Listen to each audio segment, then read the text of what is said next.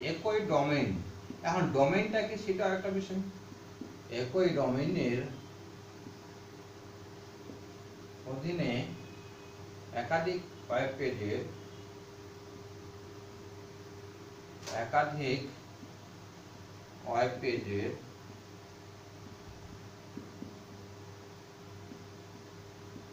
সমষ্টিকে web page বলে।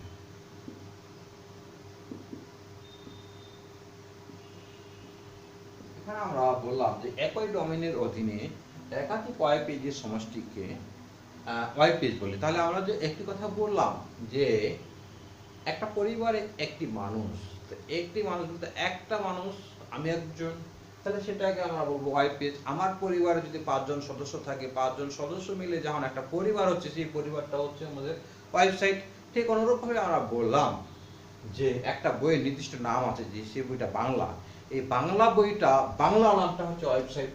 এই বাংলা বইয়ের ভিতরে অনেকগুলো অধ্যায় বা অনেকগুলো পৃষ্ঠা বা পেজ রয়েছে, সেই এক একটি পেজকে, সিঙ্গেল একটা পেজকে, 1 নাম্বার পৃষ্ঠা বা 2 নাম্বার পৃষ্ঠা, এগুলোকে বলবো আমরা ওয়েব পেজ। তাহলে আমরা এখানে এই বিষয়টা, আমরা এখানে সংজ্ঞা দুটা ক্লিয়ার হইলাম। আমরা ওয়েবসাইট আর এখানে যেহেতু আমরা ডোমেইনের কথা বললাম, তা ডোমেইন হচ্ছে একটা ঠিকানা বা অ্যাড্রেস, সেটা সম্পর্কে আমরা পড়ব একটু। তাহলে একটি ওয়েবসাইটে আমাদের কি থাকে, মনে করো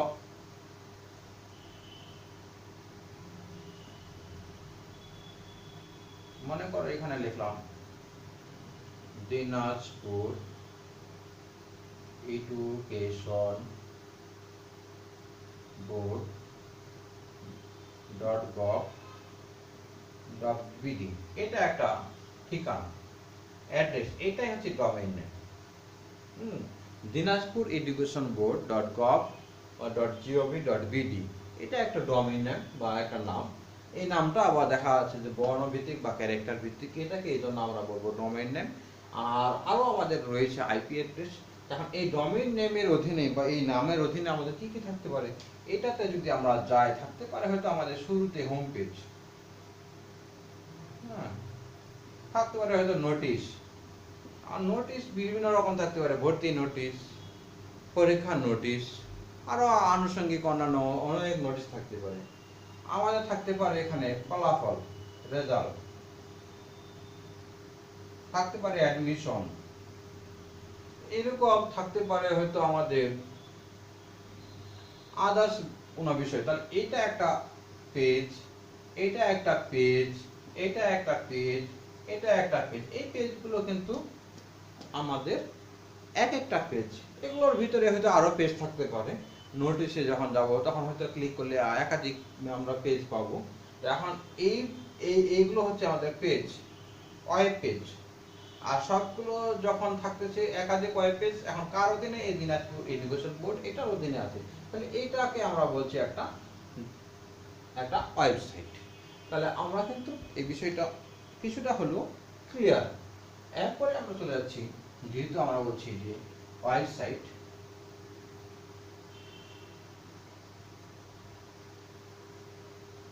সুপ্রিয় শিক্ষার্থী বন্ধুরা, তোমরা এই ক্লাসটি খুব যত্ন সহকারে পড়বা, বা এই যে টপিকটি রয়েছে সেটা তোমরা সুন্দরভাবে একটু পড়ার চেষ্টা করবে।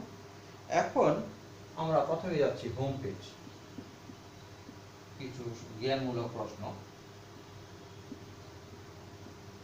হোম পেজ কাকে বলে? আমরা ফেসবুক ব্যবহার করি, ফেসবুকে শুরুতেই একটা অপশন থাকে বা পেজ থাকে, সেটা কিন্তু হোম পেজ। যখন হোম পেজ, ওয়েবসাইটে মনে করো একটা ঠিকানা দিয়ে আমরা ঢুকলাম একটা ওয়েবসাইটের ভেতরে, প্রবেশ করলাম, প্রথমে যে পেজটি আমাদের সামনে দেখা যাবে, প্রদর্শিত হবে, তাহলে সেটিকে আমরা হোম পেজ বলবো। ওয়েবসাইটে ঢোকার বা প্রবেশ করার, ওয়েবসাইটে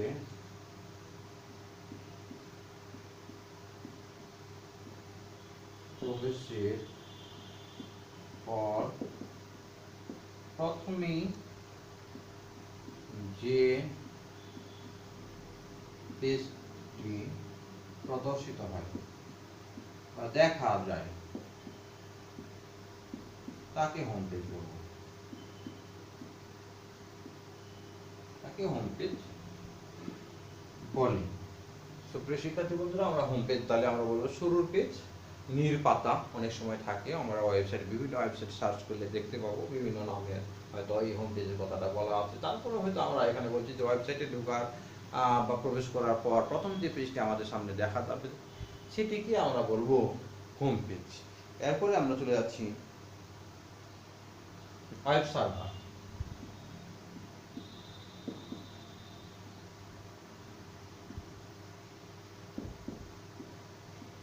এটা আবার কি?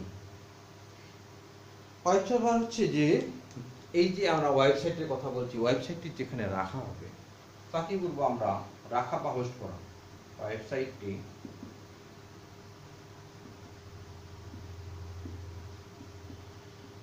যেখানে রাখা হবে বা হোস্ট করা হবে তাকে ওয়েব সার্ভার বলা হয়।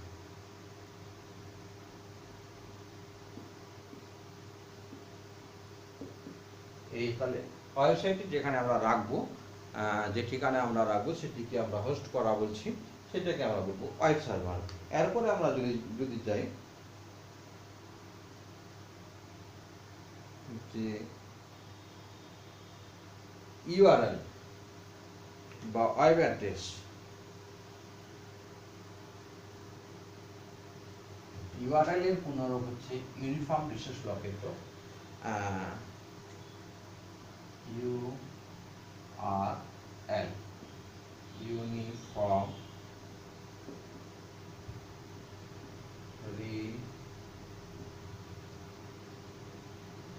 রিসোর্স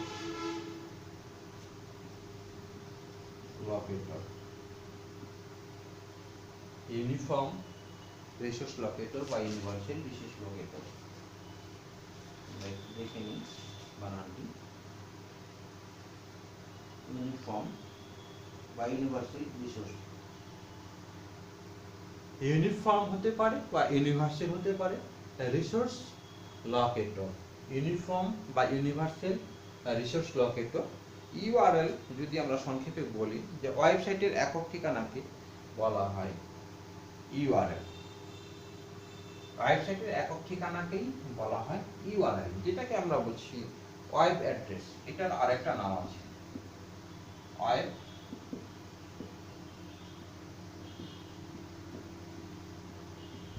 অ্যাড্রেস, ইউআরএল বা ওয়েব অ্যাড্রেস। আমরা ইউআরএল বলছি যে প্রতিটি ওয়েবসাইটের জন্য নির্দিষ্ট একটি ঠিকানা থাকে বা একক একটি ঠিকানা থাকে, এই একক ঠিকানাকেই বলা হয় ইউআরএল। আর প্রতিটি ইউআরএল এর চারটি অংশ আমরা দেখব। তো এখন হচ্ছে যে ইন্টারনেটে তাহলে ওয়েব অ্যাড্রেস বা ইউআরএল কাকে বলা হয়? ইন্টারনেটে ওয়েবসাইটটি যে সার্ভারে রাখা হয়, ওয়েবসাইটটি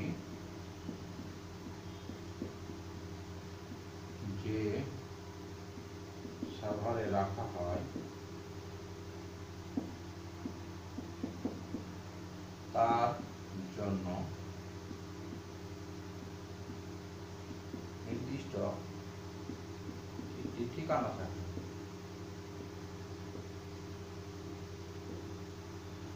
এই ঠিকানাকেই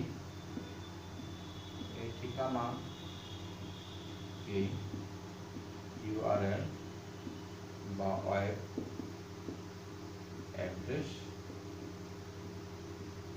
বলে। আমরা বললাম যে ইন্টারনেটে ওয়েবসাইটটি যে সার্ভারে রাখা হবে তার জন্য নির্দিষ্ট একটি ঠিকানা থাকবে, আর সেই ঠিকানাটাকেই বলা হবে ইউআরএল বা ওয়েব অ্যাড্রেস। আমরা এটা সংক্ষেপে বলছি যে ইউআরএল হচ্ছে ইউনিফর্ম বা ইউনিভার্সাল রিসোর্স লোকেটর। ওয়েবসাইটের এক ঠিকানাকেই আমরা বলছি যে ইউআরএল বলা হয়। ইউআরএল এর যে আমরা বলছি চারটা অংশ, ইউআরএল এর কয়টি অংশ আমরা বলছি? চারটি অংশ। কি কি সেই চারটি অংশ এখানে আমরা দেখে নিই। ইউআরএল এর চারটি অংশ আমরা এখানে দেখে নিই। এই ইউআরএল এর চারটি অংশ আমরা একটু দেখে নিই। কয়টি অংশ? চারটি অংশ। একটু এক নজরে দেখে নিই আমরা চারটি অংশ। 1 2 3 4, এই চারটি অংশ। এখন চারটি অংশ কি কি একটা হচ্ছে ওয়েব প্রোটোকল, ওয়েব প্রোটোকল, দুই নম্বর হচ্ছে ওয়েব সার্ভারের নাম,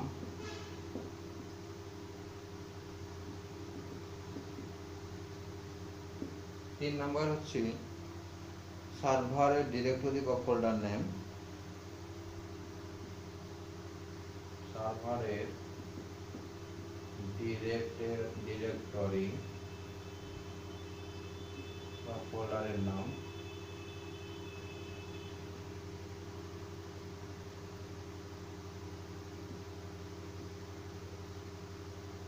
চার নম্বর হচ্ছে HTML file name,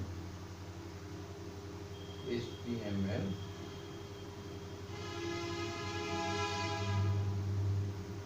file name. আমাদের এটা কিন্তু প্রশ্ন হতে পারে যে একটি ইউআরএল এর পূর্ণরূপ কি, ইউনিফর্ম রিসোর্স লোকেটর বা ইউনিভার্সাল রিসোর্স লোকেটর, ওয়েবসাইটের একক ঠিকানাকে কি বলা হয়, সেটি আমাদের প্রশ্ন হতে পারে। যে একটি ইউআরএল এর বা ওয়েব অ্যাড্রেসের কয়টি অংশ বা ওয়েব প্রোটোকল কার অংশ, এরকম প্রশ্ন হতে পারে। সেজন্য কিন্তু আমরা এখানে সংক্ষেপে তুলে ধরলাম যে আমাদের ওয়েব অ্যাড্রেস বা ইউআরএল এর 4টা অংশ। তো যাই হোক, এরপরে আমরা চলে যাচ্ছি, যেহেতু আমরা ইউআরএল পর্যন্ত গেলাম, এরপরে আমরা চলে যাচ্ছি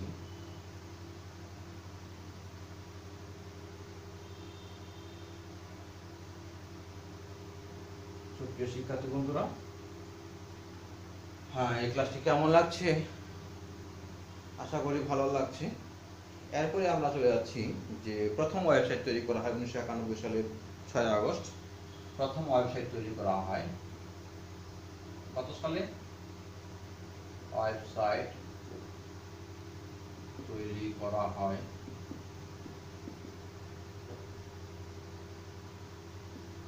1991 সালের 6 আগস্ট। এটা একটা প্রশ্ন হতে পারে আমাদের।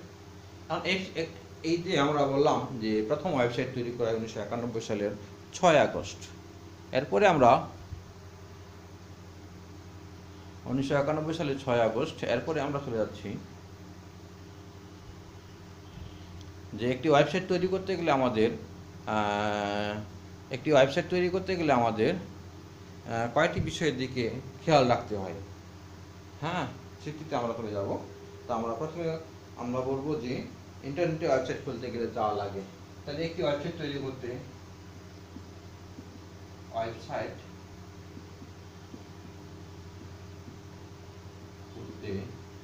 যা প্রয়োজন বা যেসব ধাপের প্রয়োজন হয়, এখন কি কি 4টা ধাপের প্রয়োজন হয়। 1 নাম্বার, প্রথমে একটি ডোমেইন নেম রেজিস্ট্রেশন করতে হবে। আমরা দেখে নিই, প্রথমে একটি ডোমেইন নেম রেজিস্ট্রেশন করতে হবে।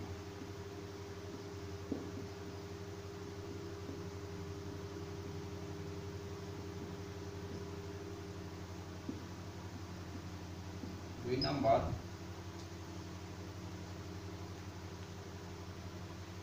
প্রথমে আমরা বলছি যে একটি ডোমেইন নেম রেজিস্ট্রেশন করতে হবে। সেই ডোমেইন নেমের অধীনে একাধিক পেজ থাকতে পারে, সেই ওয়েব পেজগুলোকে ডিজাইন করতে হবে। আমাদের ওয়েব পেজগুলোকে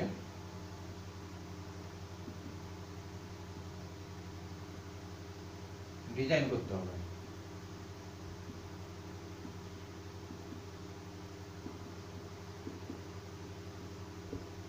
3 নম্বর ধাপ, আমরা ওয়েব পেজগুলোকে ডিজাইন করব যেন দেখতে সুন্দর হয়, সৌন্দর্য যেন বাড়ে। একজন ভিজিটর বা একজন দর্শক বা যে পেজে ভিজিট করবে সে যেন দেখে খুব সহজে যেন সেটা আকৃষ্ট হয় তার প্রতি, সেটা যেন দেখার বা ভিজিট করার যেন সে একটু আগ্রহ প্রকাশ করে, সেজন্য কিন্তু একটু ভালোভাবে আমরা ডিজাইন করব। এরপরে আমরা বলছি যে ওয়েব পেজগুলো সার্ভারে রাখতে হবে। ওয়েব পেজগুলো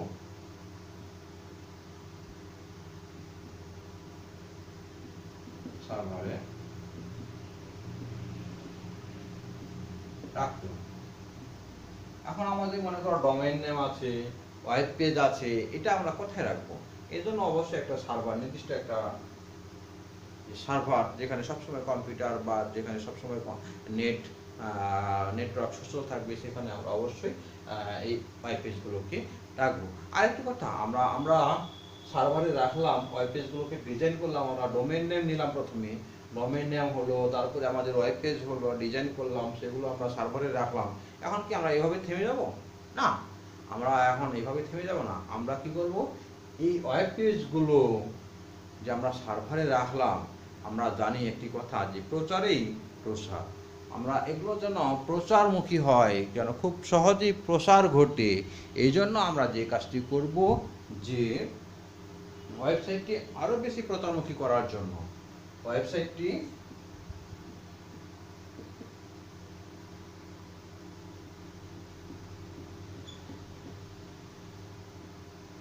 আরো বেশি প্রচারমুখী করার জন্য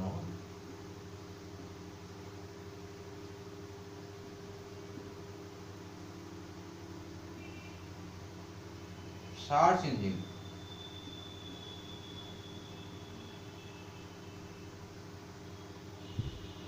সাবমিশন বা যুক্ত করে দেব, সাবমিশন বা যুক্ত করতে হবে। তাহলে আমরা বললাম যে প্রথমে একটি ডোমেইন নেম রেজিস্ট্রেশন করতে হবে, 2 নম্বরে আমরা একটি যে ওয়েব পেজগুলো থাকবে সেগুলোকে আমরা ভালোভাবে ডিজাইন করব, 3 নম্বরে ওই ওয়েব পেজগুলোকে আমরা একটি সার্ভারে রাখবো। এখন এটাকে প্রসার যেহেতু আমরা বলছি, এই জন্য প্রচারমুখী করার জন্য, এই প্রচারমুখী করার জন্য আমরা এই সার্চ ইঞ্জিনে সাবমিশন করে দেবো। তো এখানে আমরা এই রেজিস্ট্রেশন, ডোমেইন নেম রেজিস্ট্রেশনের বিষয়টা আসবো, এখানে ডিজাইনের কথাটা আসলো, এখানে সার্ভারের কথাটা আসলো, এখানে প্রচারমুখী করার জন্য আমরা কি করব, সার্চ ইঞ্জিনে সাবমিশন করে বা যুক্ত করে দেব। এই বিষয়গুলো একটু আমরা ভালো করে লক্ষ্য রাখবো, যে ডোমেইন নেম রেজিস্ট্রেশন করতে হবে, সেই ডোমেইনের অধীনে একাধিক পেজ থাকবে, সেই পেজগুলোকে ডিজাইন করব আমরা, ওয়েব পেজগুলোকে সার্ভারে রাখবো আমরা, ওয়েবসাইটটি আরো যারা প্রচারমুখী হয় সেজন্য আমরা কি করব, সার্চ ইঞ্জিনে সাবমিশন বা যুক্ত করে দেবো। সুপ্রিয় শিক্ষার্থী বন্ধুরা, আমরা কিন্তু আজকে প্রত্যেকটি ওয়েবসাইট ওয়েব ডিজাইনের ধারণা, আমরা ওয়েবসাইট ওয়েব পেজ নিয়ে কথা বলতেছি। এরপরে আমরা চলে যাব, এখন যে একটা কথা না বললেই নয়,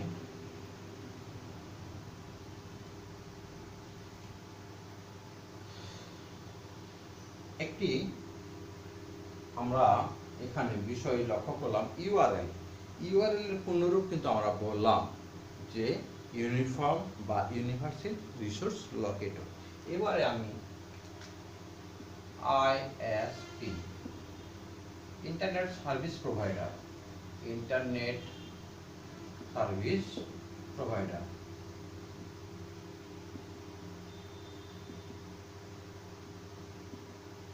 বা ইন্টারনেট সেবা দানকারী প্রতিষ্ঠান, এটা মনে রাখবো, ইন্টারনেট সেবা দানকারী প্রতিষ্ঠান। এটা আমাদের বহু নির্বাচনী প্রশ্ন হতে পারে, ইন্টারনেট সার্ভিস প্রোভাইডার। এরপরে আমরা ইন্টারনেটের কিছু সুবিধা আছে, কার সুবিধা, ইন্টারনেটের সুবিধা। আমরা যদি ইন্টারনেটের সুবিধার কথা বলি, আমরা কিন্তু খুব সহজেই বলতে পারবো, পরীক্ষার বিষয়গুলো নিয়ে যদি আমরা বলি, আমাদের শিক্ষা প্রতিষ্ঠান নিয়ে, আমরা কিন্তু এখন দেখা যাচ্ছে যে ইন্টারমিডিয়েট সেকশনের কথাই যদি বলি, প্রথমে আমরা ইন্টারমিডিয়েটে ভর্তি হওয়ার জন্য অনলাইনে আমাদের আবেদন করতে হয়। তো এইটা একটা আমাদের ওয়েবসাইটের সুবিধা। ওয়েবসাইটের সুবিধা, আমরা অনলাইনে আবেদন করলাম, সেখানে আমাদের কম্পিউটার নেটওয়ার্ক ব্যবহার করতে হচ্ছে। 2 নম্বর, আমরা চান্স পেলাম কিনা সেখানেও আমাদের দেখার একটা আমাদের দরকার হচ্ছে ইন্টারনেট বা ওয়েবসাইটের। আবার আমরা যখন ভর্তি হচ্ছি সেখানেও আমাদের কনফার্ম করতে হচ্ছে ইন্টারনেটের মাধ্যমে। আবার দেখা যাচ্ছে যে রেজিস্ট্রেশন, আমরা ভর্তি যে হলাম তারপরে রেজিস্ট্রেশন, এই রেজিস্ট্রেশনের কাজটাও কিন্তু আমরা এই ইন্টারনেটের মাধ্যমে আমরা করে থাকি। আবার দেখা যাচ্ছে যে উপবৃত্তির বিষয়টা, সেই উপবৃত্তি যে আমরা কিছু কিছু বা 40% শিক্ষার্থীকে দিয়ে থাকি, ছাত্রীদের, সেক্ষেত্রেও কিন্তু দেখা যাচ্ছে যে উপবৃত্তির যে ফর্মটা সেটাও কিন্তু অনলাইনে ফিল আপ করতে হয়, এটা কিন্তু একটা সুবিধা। আবার দেখা যাচ্ছে যে মোবাইল ব্যাংকিং এর মাধ্যমে আমরা টাকা পেমেন্ট বা টাকা পেয়ে থাকি, এটাও কিন্তু একটা আমাদের ইন্টারনেটের সুবিধা ওয়েবসাইটের সুবিধা। আবার দেখা যাচ্ছে আমরা যখন ফর্ম ফিল আপ করি, সেই ফর্ম ফিল আপ করতে গেলেও আমাদের ইন্টারনেটের মাধ্যমে সেই ফর্ম ফিল আপটা কী করতে হয়, আমাদের কনফার্ম করতে হয়। তারপরে দেখা যাচ্ছে যে আমরা যখন পরীক্ষা হয়, সেই পরীক্ষা প্রতিদিনের রিপোর্টগুলো কিন্তু আমাদের ইন্টারনেটের মাধ্যমে বোর্ডে পাঠাইতে হচ্ছে, যে আজকে কতজন পরীক্ষা দিচ্ছে, আজকে কতজন আসেনি, কয়জন বহিষ্কৃত হলো, এই ধরনের বিষয়গুলো, বাংলায় কতজন পরীক্ষা দিল, বা দেখা যাচ্ছে যে একই দিনে 2-3 সাবজেক্টের পরীক্ষা, লজিক যুক্তিবিদ্যা এতগুলো, ইতিহাসে এতগুলো, এই ধরনের, বা ফিজিক্সে এতগুলো, এই ধরনের বিষয়গুলো কিন্তু আমাদের পরীক্ষা হয়তো কোর্স উল্লেখ করে দিতে হয়। আবার দেখা যাচ্ছে যখন আমরা রেজাল্ট পাচ্ছি, সেই রেজাল্টটাও কিন্তু আমরা অনলাইন থেকে ওয়েবসাইটের মাধ্যমে পেয়ে থাকি। আবার দেখা যাচ্ছে যখন ভার্সিটিতে অ্যাডমিশন হবো, সেক্ষেত্রেও আমাদের এই বিষয়টা আছে। আবার দেখা যাচ্ছে যে আমাদের যে এই যে অনলাইন ক্লাস ফেসবুক পেজের মাধ্যমে আমরা নিয়ে থাকতেছি, তোমরা এই ক্লাসগুলো করতেছো, সেইগুলোও কিন্তু আমরা এই অনলাইনের বা ওয়েবসাইটের সুবিধা, এখানে কিন্তু ইন্টারনেট ব্যবহার আমরা করতেছি। আবার দেখা যাচ্ছে যে এই ক্লাসগুলো আমাদের ভালো লাগছে না, বা আরও একটু ভালো করে দেখা দরকার, আমরা ইউটিউবে গিয়ে, শিক্ষক পোর্টালে গিয়ে বিভিন্ন ক্লাসগুলো হয়তো আমরা সার্চ করে দেখতে পারি। এছাড়াও হয়তো আমরা বিশ্বের বড় বড় বা দেশের বড় বড় যে নামি দামি প্রতিষ্ঠান বা শিক্ষা প্রতিষ্ঠান রয়েছে, সেখানকার যে টিচাররা বিভিন্ন ক্লাস বা টিউটোরিয়াল, ভিডিও টিউটোরিয়াল বা অডিও টিউটোরিয়াল যেগুলো আমাদের এই ইন্টারনেটে ছড়িয়ে দেয় বা আপলোড করে রেখে দেয়, সেখান থেকেও হয়তো আমরা সেই বিষয়গুলো সম্পর্কে ধারণা নিতে পারি। আবার দেখা যাচ্ছে যে আমরা কেনাকাটার বিষয়, আমাদের কেনাকাটার বিষয়টা, ব্যবসা বাণিজ্যের বিষয়টা, আবার দেখা যাচ্ছে আমাদের চিকিৎসার যে বিষয়টা, দূরশিক্ষণ, এই বিষয়গুলো সবগুলোই কিন্তু আমাদের এই অনলাইনের বা ওয়েবসাইটের সুবিধা। একটি ওয়েব পেজের উপাদান কি কি থাকতে পারে, আমরা কিন্তু প্রথমেই বলছিলাম, একটি ওয়েব পেজে থাকতে পারে টেক্সট, যে কোনো লেখা, থাকতে পারে ছবি, ইমেজ, থাকতে পারে content, audio video, database file থাকতে পারে, গ্রাফিক্স থাকতে পারে। তাহলে আমরা ওয়েব পেজের উপাদানগুলোর মধ্যে কী কী থাকতে পারে, আমরা বলছি যে অডিও থাকতে পারে, ভিডিও থাকতে পারে, কন্টেন্ট থাকতে পারে, টেক্সট থাকতে পারে, গ্রাফিক্স থাকতে পারে, যে কোনো ডেটাবেস ফাইল সংযুক্ত থাকতে পারে। এই হচ্ছে আমাদের ওয়েব পেজের উপাদান। এখন ওয়ার্ল্ড ওয়াইড ওয়েব, এইটার পূর্ণরূপ, এটাকে সংক্ষেপে ওয়েব বলা হয়, সংক্ষেপে ওয়েব। তাহলে আমি এটার পূর্ণরূপটা ওয়ার্ল্ড ওয়াইড ওয়েব, সেটাকে আমরা সংক্ষেপে ওয়েব বলবো। সারা বিশ্বব্যাপী যে নেটওয়ার্কের জাল, হ্যাঁ, সারা বিশ্বের সমস্ত ওয়েব পেজের সংগ্রহ কি, সারা বিশ্বের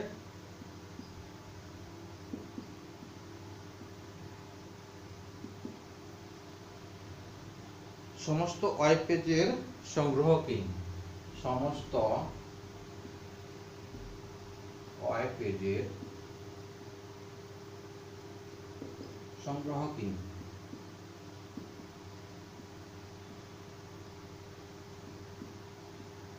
ওয়েব বা ডাব্লিউডাব্লিউ বলে বলা হয়।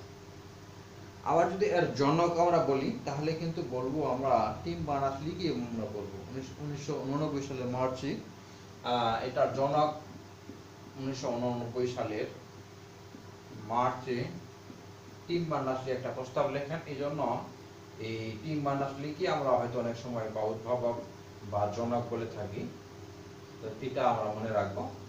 তাহলে এখান থেকে আমরা যে বিষয়টা আসলো, এই সংজ্ঞাটা আমাদের এখানে আসলে ওয়েব বা ডাব্লিউডাব্লিউ কাকে বলে, 1989 সাল মার্চ টিম বার্নার্স-লি, এটাকে সংক্ষেপে বলা হয়, এটার পূর্ণরূপ। এই বিষয়গুলো এখান থেকে আমরা মনে রাখার চেষ্টা করব। এরপরে আমরা গুরুত্বপূর্ণ কয়েকটা,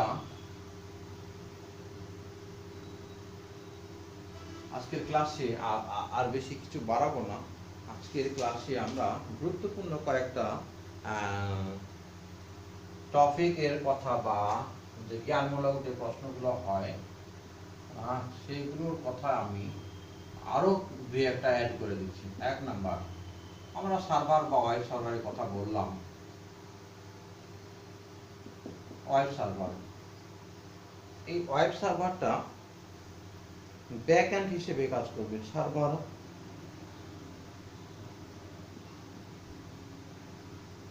বা সার্ভার, এটি ব্যাক এন্ড হিসেবে কাজ করবে, ব্যাক এন্ড হিসেবে কাজ করবে। তোমরা পড়লে হয়তো দেখতে পাবো। 3 নাম্বার ওয়েব সার্ভার 3 নাম্বার আমি বলছি ক্লায়েন্ট।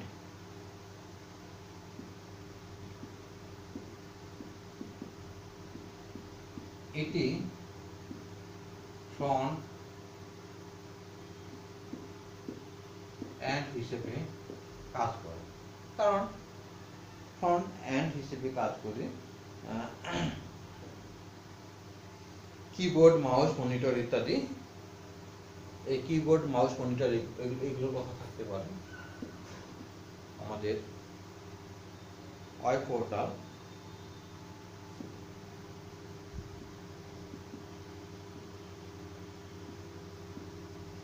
ওয়েব পোর্টালের সংজ্ঞাটা আমরা পড়ব। এরপরে আমরা প্রোটোকল এটা পড়ব। তো সব থেকে বেশি ইম্পর্টেন্ট আমাদের এই 4 নাম্বারটা বাদ দিয়ে, 3 নাম্বারটা বাদ দিয়ে বাকিগুলো এই প্রোটোকলের এখানে আমরা HTTP hyper text transfer protocol, FTP file transfer protocol, হ্যাঁ আরো হয়তো রয়েছে আমাদের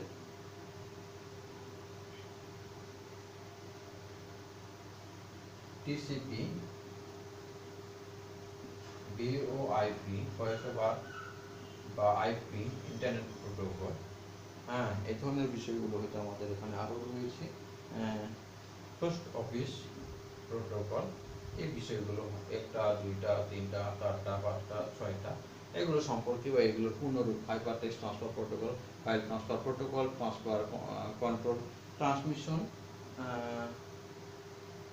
আমাদের transmission control protocol, voice over internet protocol বা পোস্ট অফিস প্রোটোকল। তো এই বিষয়গুলো তোমরা একটু পড়বা সংজ্ঞামূলক হিসেবে। সব থেকে কিন্তু এটা বেশি প্রশ্ন পরীক্ষায় আসে, জ্ঞানমূলক প্রশ্নে। প্রোটোকলটা আমাদের জ্ঞানমূলক প্রশ্নে চলে আসে, তো এই জন্য কিন্তু আমরা এগুলো একটু দেখার চেষ্টা করবো। তো সুপ্রিয় শিক্ষার্থী বন্ধুরা, আমরা আগামী ক্লাসে আবারও তোমাদের সামনে আসবো। এর পরের স্টেপে IP address, domain name, web page বা ওয়েবসাইটের যে প্রকারভেদ সেগুলো নিয়ে। তা সে দিনের অপেক্ষায় তোমরা থাকবা। আর এই আজকের এই ক্লাসগুলো তোমরা সুন্দরভাবে একটু গুছিয়ে রাখবা। তো সেই প্রত্যাশা ব্যক্ত করে আজকে এ পর্যন্ত রাখছি। আসসালামু আলাইকুম।